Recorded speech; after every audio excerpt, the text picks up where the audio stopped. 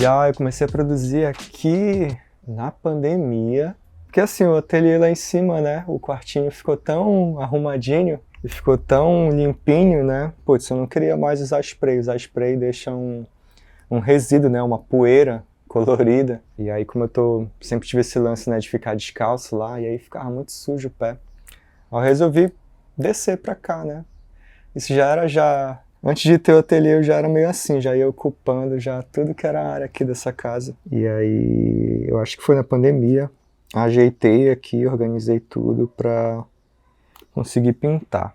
Acho que o primeiro trabalho foi lá o dos pássaros azulejos, que aí eu botava em linha aqui todos e pintava todos de uma vez. Fora as outras experimentações, né? A logo, eu criei a logo lá em 2012, 2013, né? Só que eu criei o símbolo, né? Mas não tinha assim, o ateliê Casas Flutuantes, né? Era mais assim, que é o nome do meu e-mail, né? Que é Casárvore, né? Que o nome do símbolo é Casárvore, né? Que é casa na árvore, né? Basicamente. E aí pra mim o nome do símbolo sempre foi Casárvore, mas nunca tinha a ideia assim, vou criar um ateliê e o nome dele vai ser Casa Árvore ou Casárvore. Aí só foi surgir essa ideia assim quando o trabalho, não quando o trabalho, né, mas quando assim a série Casas Flutuantes para mim eu entendi mais ela e vi tipo não, ela é a mais importante, né, assim a que tem maior valor sentimental para mim. Aí tipo eu quis apropriar, né, o nome do ateliê para ficar nisso, no Ateliê Casas Flutuantes, né? Já que é a mais importante para mim, então tipo, eu vou batizar o ateliê com o nome dessa série. E também ela tem a ver com esse processo de casa, né? Como a gente já tinha conversado. Esse processo das mudanças da minha casa, né? A casa da Marambaia, a casa do Jurunas aqui, né?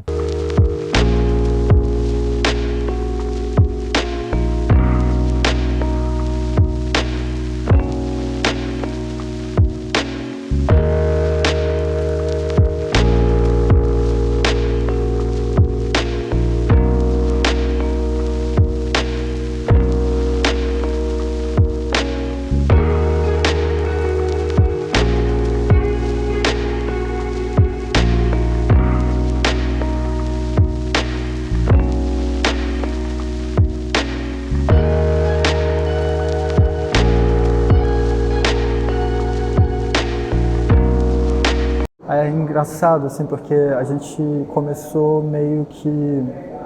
A gente foi formulando junto, né, algumas coisas. E eu acho que a gente foi formulando junto, inclusive, a minha chegada. Eu acho que havia um desejo de somar e o ateliê foi dando as demandas para como a gente ia elaborar as coisas, né. Isso de início não foi muito claro.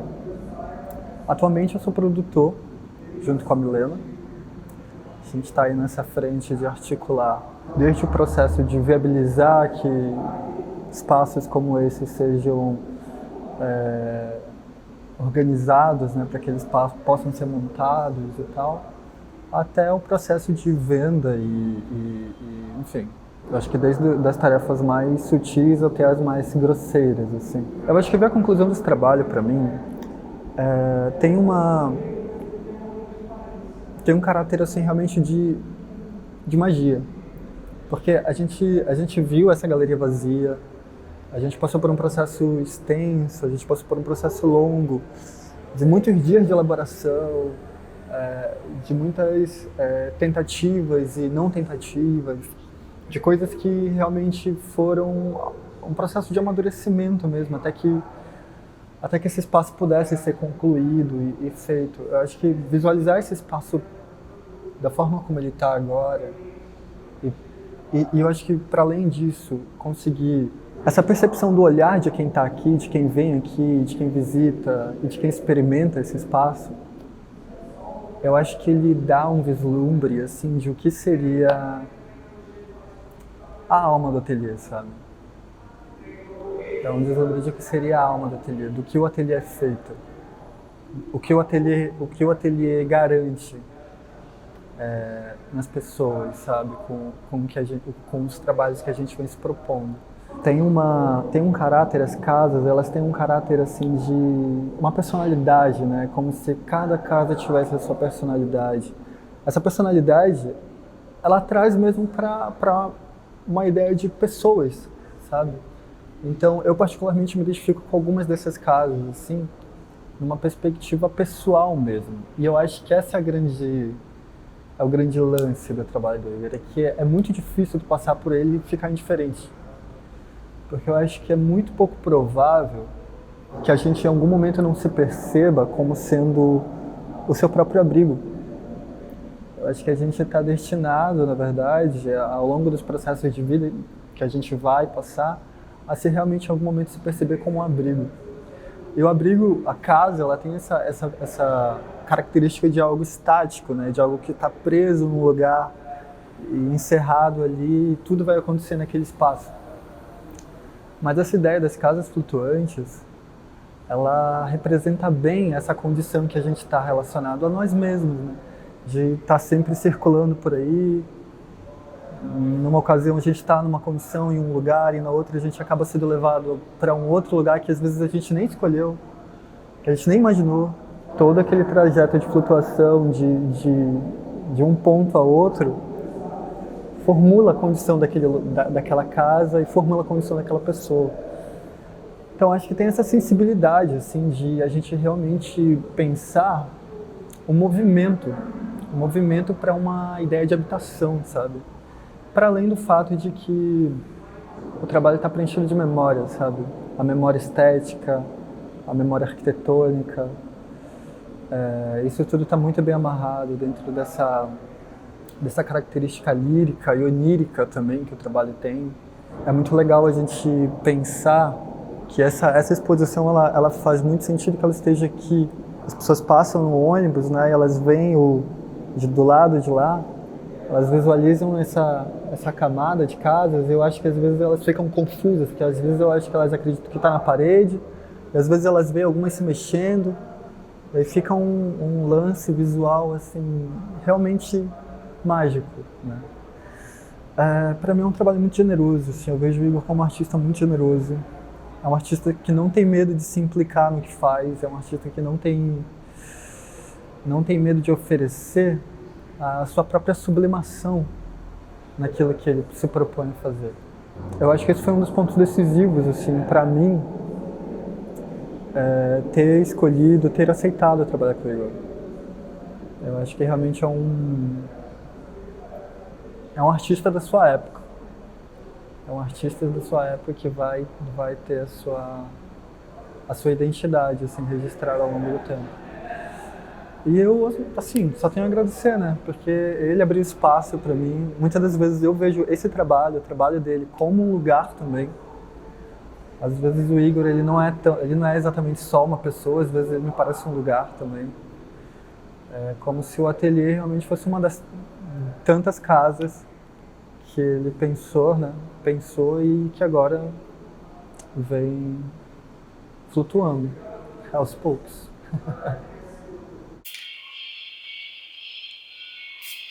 Confirmou, né?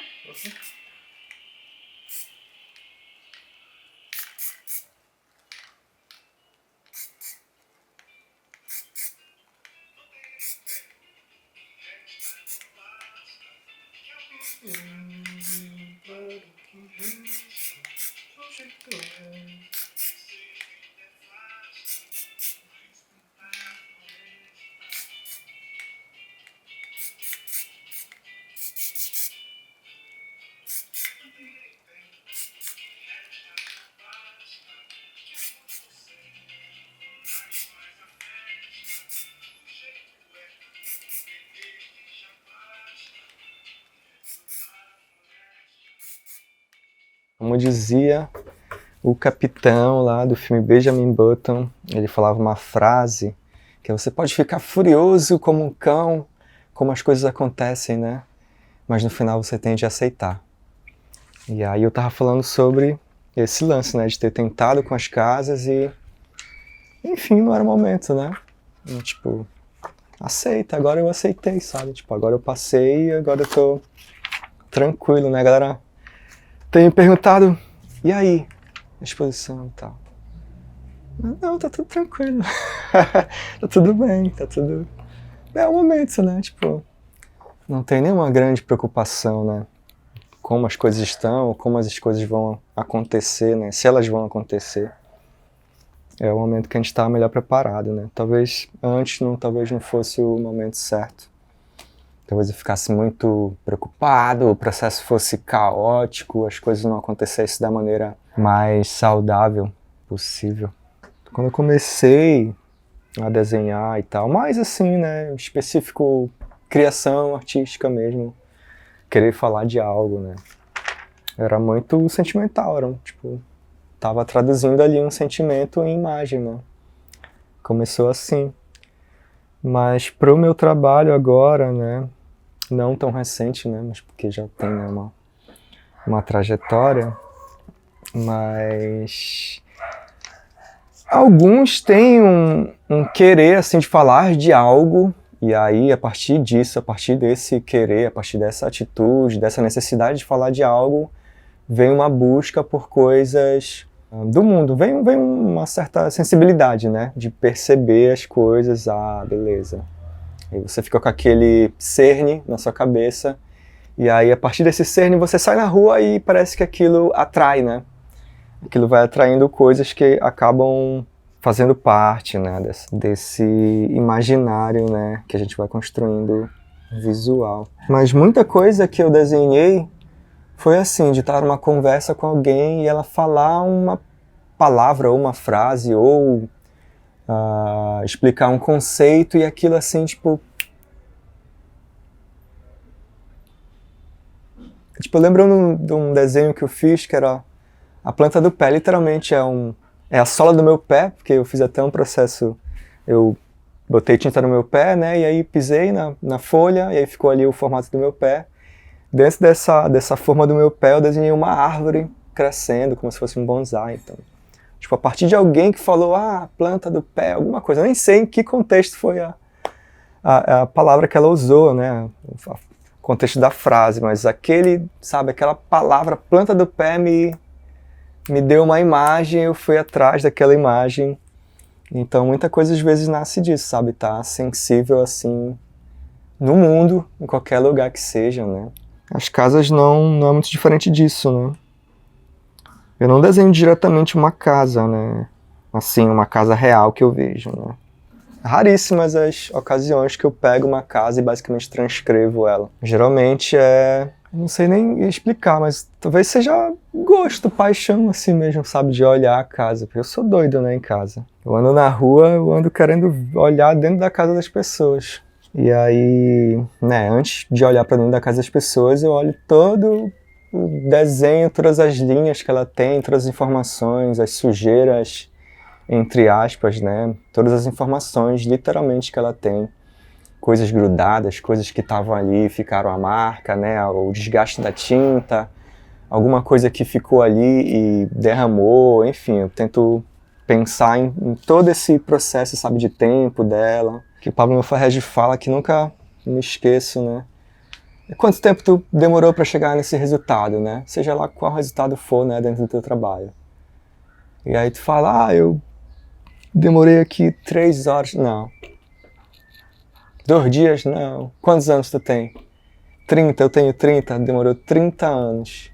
É a somatória de tudo que tu viveu é isso aqui. Nem mais, nem menos.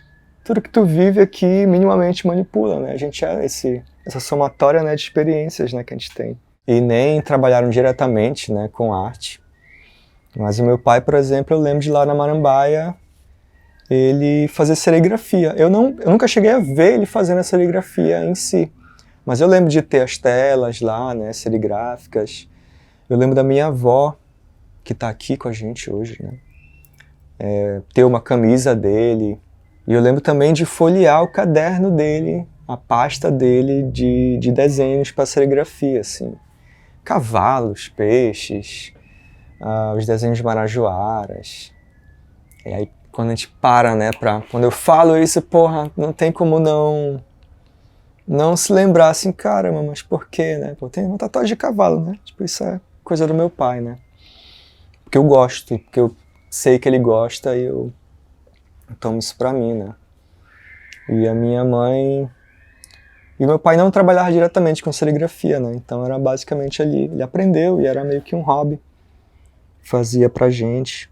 E a minha mãe, que é hoje servidora pública e trabalhou quando mais jovem no banco, também teve uma época que ela se aproximou muito de artesanato, né? Com tecido. Hoje ela também faz, mas ela também nunca trabalhou diretamente com isso. Né, servidora pública há anos, mas sempre ainda se dedicou a fazer um artesanato. E, cara, quando tu cresce num ambiente desse, onde as pessoas, tipo, têm gosto por fazer, elas gostam, não é que elas tenham que fazer aquilo para um sustento. E tudo bem, né? A gente já conversou sobre isso. Tudo bem que as pessoas tenham que fazer coisas, né, que necessariamente elas não gostem, ou enfim, né? Mas, tipo, foi muito nítido pra mim ver eles trabalharem com aquilo. Era porque eles gostavam, assim. Tinha um amor ali, naquele zelo por fazer coisas manuais, né? Coisas com a mão, assim. Eu não sei eu não lembro de ter experimentado nada, assim, deles, assim, né? Não tinha essa relação. Mas só de crescer e poder ver esses objetos, assim, eles serem familiares, né? Já desencadeia muita coisa na nossa cabeça, assim.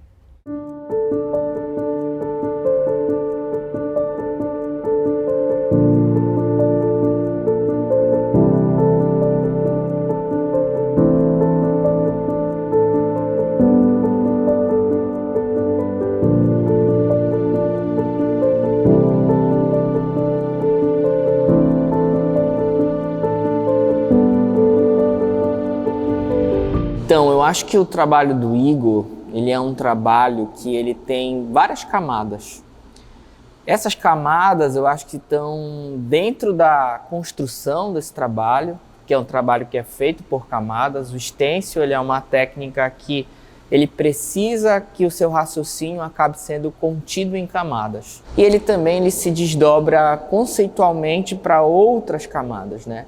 Ele é um trabalho que versa um fazer muito rigoroso e um contato íntimo com essa técnica, no caso o stencil, mas ele tem outras camadas que também estão, digamos assim, no seu léxico de fixação sobre um suporte. Poderia falar isso de uma forma um pouco mais simples, mas das suas expansões. Então, o trabalho do Igor, falar das casas flutuantes, eu acho que é falar de um processo de pesquisa que se dá por aproximadamente uma década, e ele vai sendo construído não só na diversidade da investigação dessas casas, como também ele se dá no tipo de aplicação que ele vai fazer, nos variados suportes que ele vai encontrar para essa técnica. Então, eu gosto muito de olhar para essas casas e ver como cada uma delas, ao longo do seu nascimento, dos seus surgimentos, digamos assim, como elas vão citando questões diferentes. Então a gente tem um conjunto que vai falar sempre de umas questões relacionadas com a cidade. Então eu tenho uma indexação do lugar, né? Sobretudo às vezes esse referencial de paisagem local, paisagem amazônica, né? Então aqui a gente tem um exemplo disso. 2 exemplos que eu acho muito importantes dentro da exposição e dentro desse conjunto. Eu tenho um primeiro momento que eu vou citar a questão do raio que o parta, eu vou falar aqui dessa parte, né, da frente da casa, né, do que seria esse frontão aí, né, em termos mais arquitetônicos, mas eu tenho uma azulejaria, eu tenho uma citação da cor dentro desse módulo, que é algo que ele trouxe, viu na paisagem e recodificou para essa linguagem das casas flutuantes. Aqui eu tenho uma outra casa que seria uma citação das palafitas e de uma arquitetura amazônica, né? E ele traz isso não só no conjunto das janelas, mas sobretudo nessa varanda, no tipo como essa varanda vai estar estruturada. Uma coisa que eu acho que é interessante também, para que a gente possa visualizar, e que eu acho que isso vai ser uma chave de entrada para as camadas de reflexão do próprio trabalho do Igor, que é esse uso muito inteligente das soluções cromáticas. Então aqui você percebe que eu tenho 2 tons de verde sobre um fundo laranja e acaba que essa inclinação e essa forma como ele constrói o stencil acaba dando um ritmo a mais para essa casa, né? E reforça essa ideia de flutuação do móvel. Bem, a flutuação, no começo, ela para mim parecia ser essa questão mais alegórica do trabalho, né? Que é o quê? Eu tenho aqui uma casa que ela não tem uma relação com espaço, ela está sobre um suporte de papel, então ela parece flutuar nesse papel. No entanto, né, ao passar dos anos, eu percebo que a questão da flutuação no trabalho e a casa flutuante, ela também é um elemento alegórico que vai falar sobre a ideia de fantasia, que é uma coisa que vai se desdobrar em alguns outros trabalhos, inclusive alguns outros trabalhos que estão aqui. Que é o quê? Eu recolho um dado da paisagem, seja um dado arquitetônico ou um dado humano, e pego esse dado e coloco ele sobre uma flutuação para uma apreciação um pouco mais atenta, né? Então, eu preciso aqui evidenciar para vocês 2 outros pontos que são muito importantes do trabalho do Igor. Então, falei sobre 2 pontos que são muito importantes no trabalho do Igor, e um deles é essa questão da escala, né? E desse olhar atento, essa ideia de flutuação que também vem quando o espectador, né? Aqui, isso está, digamos assim, reformatado para um espaço bidimensional de uma tela.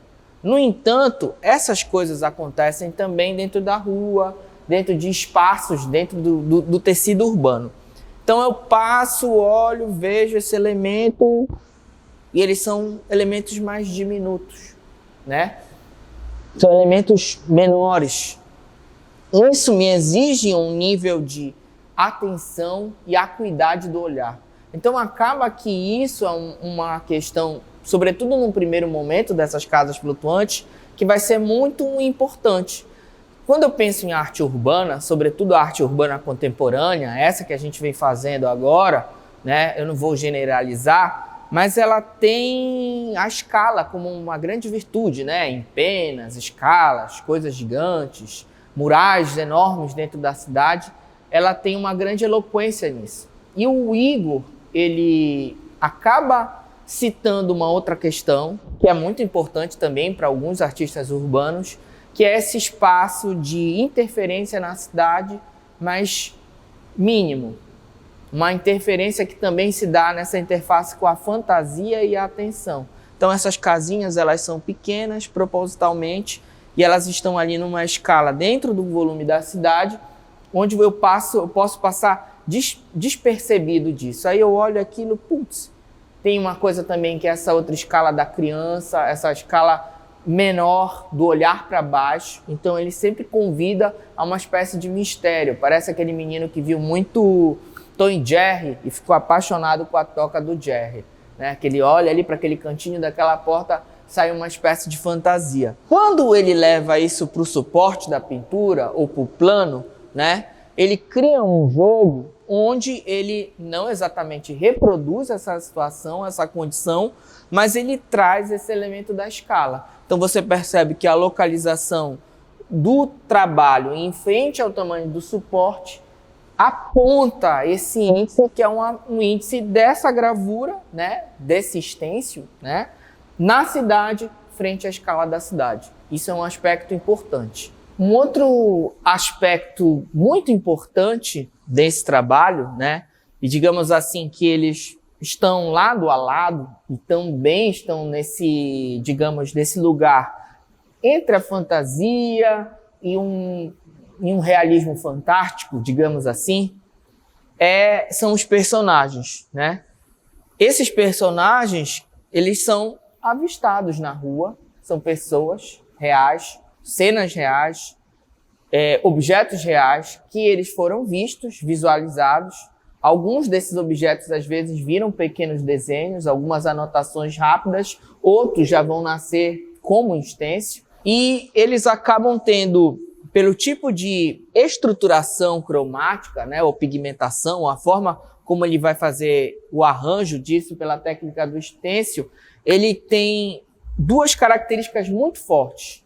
Uma é esse lugar de deslocamento e fantasia. Então, são objetos que citam cenas reais, mas parece que isso está numa outra realidade, uma realidade paralela. Então, esse urubu na costa da pessoa, uma estrelinha, uma situação ali. Um outro ponto importante também é que ele vai ter uma exigência na questão da destreza.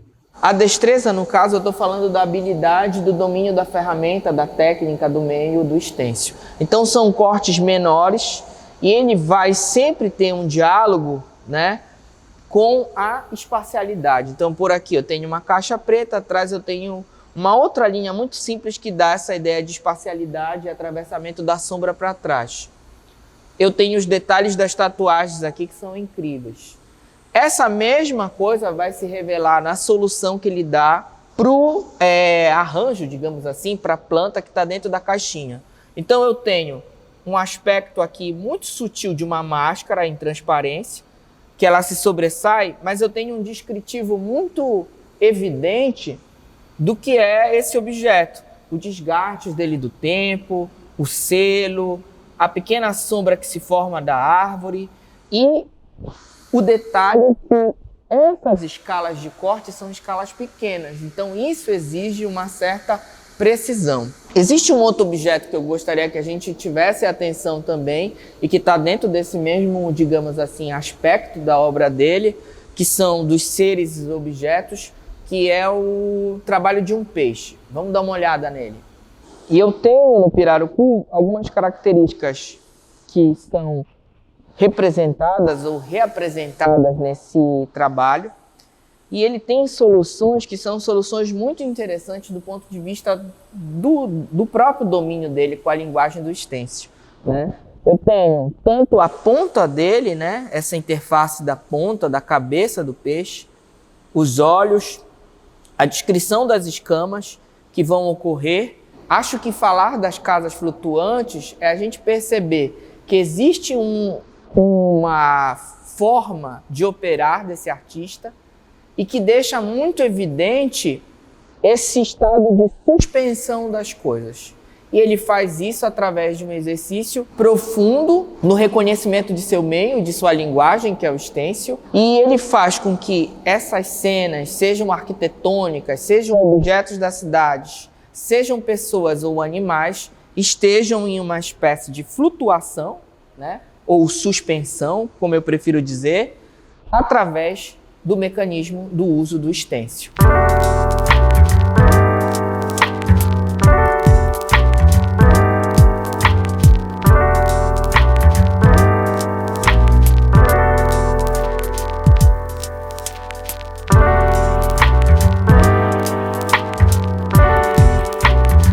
Conheço o Igor já, não precisa fazer as contas, né? Mas desde o ensino médio. Então, desde o ensino médio a gente já... Igor já desenhava no ensino médio, então já acompanhava e já achava uma pessoa bacana e, enfim, sempre achava legal, né? Um trabalho diferente, uma coisinha assim, diferente, né?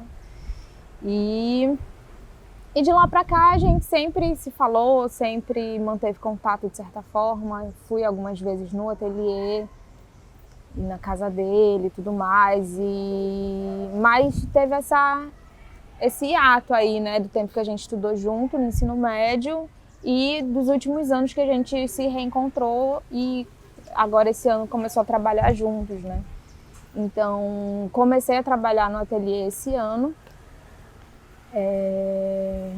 mas acompanhava também, né, já via que o Igor também estava nesse processo de arte urbana, do grafite, conhecendo uma galera, né, em comum. Então a gente sempre se esbarrava, sempre se via também, sempre tinham pessoas em comuns ali que a gente conhecia, mas também nunca teve uma pretensão naquele momento de desenvolver nenhum tipo de trabalho e tudo mais. E aí nos últimos anos, mais próxima do Igor, compartilhando um pouco mais sobre os processos de trabalho e sobre o ateliê, né? Sobre essa vontade de fazer um ateliê, de construir um ateliê, de consolidar um pouco mais o trabalho nessa perspectiva, sair um pouco só desse trabalho que está na rua, né? E pensar, propor outras coisas, outros tipos de trabalho, em outros suportes e alcançando outros públicos também, né? Vem essa proposta da construção do ateliê. Foi curioso, assim, porque eu tinha uma certa resistência, né? A gente teve uma certa resistência de trabalhar juntos, né? Então a gente conversou muito, pensou se ia rolar de trabalhar junto, porque trabalhar junto, né, não é fácil, ainda mais quando se é tão próximo. Então a gente vinha conversando muito sobre como é que seria esse trabalho. E uma coisa que eu achei sempre achei curioso do trabalho do Igor, né, eu falava, gente, mas tem muita coisa aqui, né, no ateliê, tem muito trabalho, tem muita imagem, tem muita coisa, mas a gente precisa organizar melhor. Pensar de uma forma mais organizada os objetivos desse trabalho, o que se quer com o ateliê, como é que a gente pode estruturar um ateliê, como é que tu queres redirecionar esse teu trabalho, né? Não só não sair da rua, mas ter esse trabalho também na rua e ter ele em outros lugares, em outros espaços, de outras formas. A gente precisa delimitar isso melhor, né? E a minha contribuição foi muito nesse sentido, assim, de pegar o trabalho do Igor e pensar junto com ele o que a gente quer fazer. E pensar pequenos projetos, né? Olha, a gente quer fazer um projeto, né? Esse trabalho aqui a gente pode fazer um tipo de projeto. Esse trabalho a gente pode pensar de uma outra forma. Esse daqui a gente pode ver uma proposta para exposição numa galeria, por exemplo. E foi isso que aconteceu. Casas Flutuantes foi isso, né? Ali em dezembro, janeiro, que a gente decidiu, ok, vamos trabalhar juntos. Ali a gente tirou uma semana para pensar, fazer um planejamento do que a gente queria para o ano, né? Quais são as metas do ano, quais são os projetos que a gente quer fazer em 2022. E uma dessas metas era a exposição Casas Flutuantes. Igor falou, não, a gente vai ter que fazer esse ano, de algum jeito. E aí já começamos a elaborar plano A, plano B, edital, quais são os editais que vão abrir em 2022, quais são os espaços possíveis, se a gente não passar nos editais públicos, quais as parcerias a gente pode pensar para fazer numa galeria particular. E foi basicamente pegar o trabalho do Igor, organizar projetos, estabelecer metas, ver o que a gente queria fazer com isso e executar, né? E executar.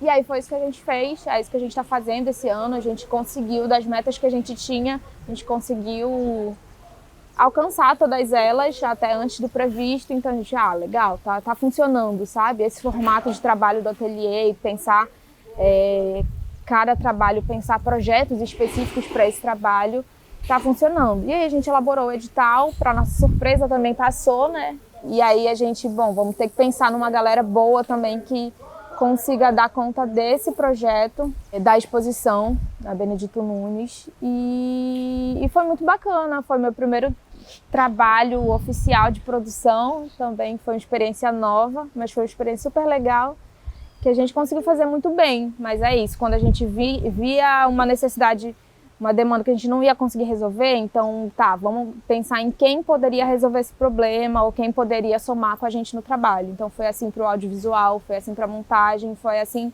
para a produção, o Igor Fontelli também, foi assim com o audiovisual, né? A gente foi organizando e resolvendo as questões que nós dois poderíamos resolver sozinhos, e o que a gente não podia fazer, a gente foi chamando outras pessoas para poder somar, enfim, construir o processo. E tá bem legal, assim, foi bem bacana. Acho que a gente alcançou um resultado bom.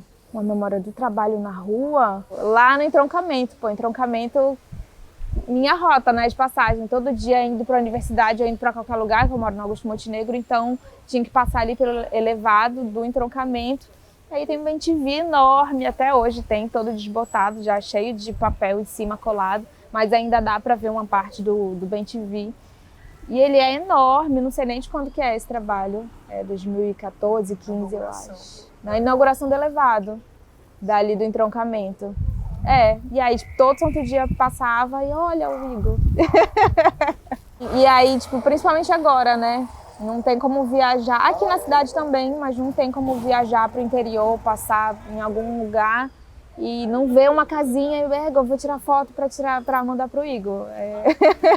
Ainda que ele não precise desse recurso da foto, né? Ele não costuma tirar foto das casas para lembrar, ele tem uma memória muito boa, então ele viu uma vez, ele vai lembrar daquela casa.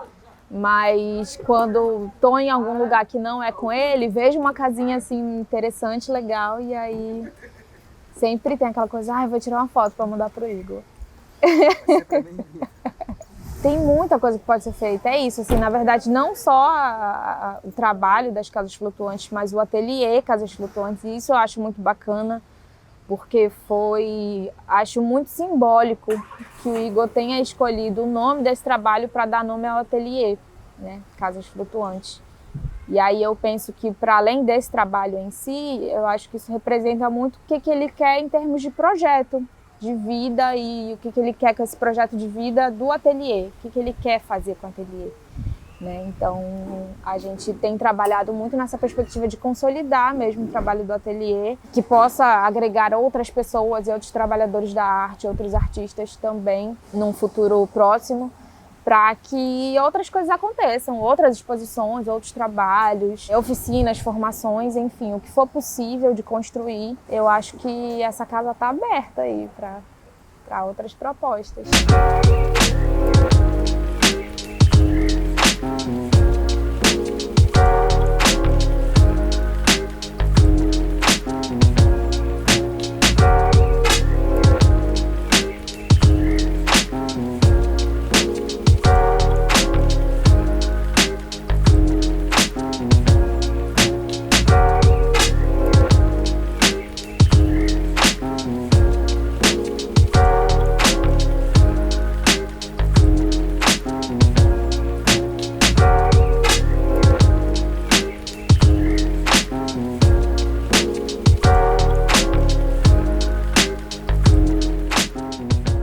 Conheci o Igor através de 2 outros grandes artistas amigos meus, o Pablo Monfarrege e o Éder Oliveira, e eu lembro deles falando, tem um artista novo que tu precisa conhecer, um trabalho incrível, um trabalho de uma delicadeza, de uma sofisticação. E antes de eles falarem do Igor, eu não conhecia, até eu ter a oportunidade de ver o trabalho do Igor de perto, conhecer o Igor e ficar realmente impactado com a sofisticação das obras, com a delicadeza, com o singelo é esse trabalho. Uma sofisticação que, ao mesmo tempo, é muito complexa, né, em sua simplicidade, que remete e me lembra muito os trabalhos do Volker. E daquela simplicidade realmente esconde uma grande complexidade de arranjos de cores e de formas. E esse é o trabalho do Igor. E, aliado a isso, tem uma questão de afeto muito grande, né, das memórias do Igor. E isso que a gente tenta trazer nessa exposição. Essa exposição é nada mais do que a cidade que permeia a memória, o afeto e a mente do Igor. Essas casas flutuantes são afetos, são lembranças, são tudo que constitui a teia sensitiva do Igor ao longo desse percurso. E eu acho que ele sintetiza isso muito bem nesse trabalho de grande sensibilidade, de grande sofisticação, como eu disse, de grande complexidade, ao mesmo tempo de grande singeleza, de grande delicadeza, de grande leveza, que impressiona, impacta e deleita os olhos do espectador, que vai poder conferir tudo isso na exposição Casas Flutuantes. Essa relação de afeto, eu acho que todos que se colocam diante das obras do Igor não tem como não relembrar as casas que ele trabalha, não tem como relembrar esses momentos da cidade que perpassam pela mente de todo mundo que vive em Belém, no Juru, nos interiores. Essas casas são muito fáceis de ser identificadas, porque são casas que marcam. Então, daí a universalidade desse trabalho do Igor, que impacta e que fica realmente na memória e que ficou na minha desde o primeiro momento que eu vi, porque eram casas que eu conhecia, eram lugares que eu já tinha passado e que de repente estavam ali, retratados por um artista incrível, que eu podia ter essa troca com a obra e com minha própria bagagem cultural e urbana. O processo curatorial foi acontecendo de modo muito orgânico, né? Eu sempre gostei muito de arte, fui trabalhando com arte, fui me dedicando e me envolvendo com pessoas que gostavam de arte. E nisso, a observância de muitas exposições em viagens, em museus, me trouxe essa relação de querer realizar aquilo. Quis trabalhar isso em seu hall de entrada, e me colocou para organizar algumas exposições, eu no começo apenas como produtor, contratando alguns curadores, depois de observando aquilo, pegando gosto por tudo aquilo que eu havia aprendido, né, nesse processo, E observado, me arrisquei a trabalhar algumas curadorias. E nesse processo fiz uma com o Tadeu Lobato, fiz um com o Geraldo Teixeira, e fomos crescendo, acho até o ápice, que é essa realmente minha primeira exposição em um espaço público, né, em uma galeria pública, que é do Igor e que é de um grande artista. Então, fico muito contente, muito feliz de estar traçando esse percurso ao lado de grandes artistas como é o Igor.